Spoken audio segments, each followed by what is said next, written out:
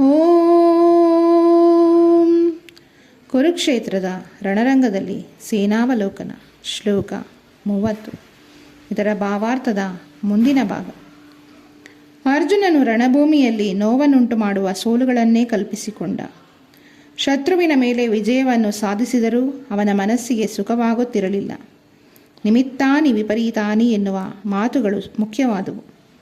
ಒಬ್ಬ ಮನುಷ್ಯನು ತನ್ನ ನಿರೀಕ್ಷಣೆಗಳೆಲ್ಲವುಗಳಲ್ಲಿ ಸೋಲನ್ನು ಮಾತ್ರ ಕಂಡಾಗ ಆತ ನಾನೇಕೆ ಇಲ್ಲಿದ್ದೇನೆ ಎಂದು ಪ್ರಶ್ನೆ ಮಾಡಿಕೊಳ್ಳುತ್ತಾನೆ.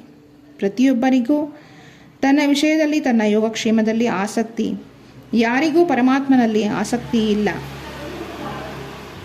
ಕೃಷ್ಣನ ಸಂಕಲ್ಪದಿಂದ ಅರ್ಜುನನು ತನ್ನ ನಿಜವಾದ ಸ್ವಹಿತವಾದ ಅಜ್ಞಾನವನ್ನು ಪ್ರದರ್ಶಿಸುತ್ತಿದ್ದಾನೆ. ಯಾರದೇ ಸ್ವಹಿತವಾದರೂ ನೆಲೆಸಿರುವುದು ವಿಷ್ಣುವಿನಲ್ಲಿ ಅಥವಾ ಕೃಷ್ಣನಲ್ಲಿ. ಬದ್ಧಾತ್ಮನು ಇದನ್ನು ಮರೆಯುತ್ತಾನೆ. ಆದ್ದರಿಂದ ಪ್ರಾಪಂಚಿಕ ಯಾತನೆಯನ್ನು ಅನುಭವಿಸುತ್ತಾನೆ. ಯುದ್ಧದಲ್ಲಿ ತನಗೆ ವಿಜಯವಾದರೆ ಅದು ತನ್ನ ದುಃಖಕ್ಕೆ ಮಾತ್ರ ಕಾರಣವಾಗುತ್ತದೆ ಎಂದು ಅರ್ಜುನನು ಭಾವಿಸಿದ. ಶ್ರೀಕೃಷ್ಣಾರ್ಪಣಮಸ್ತು.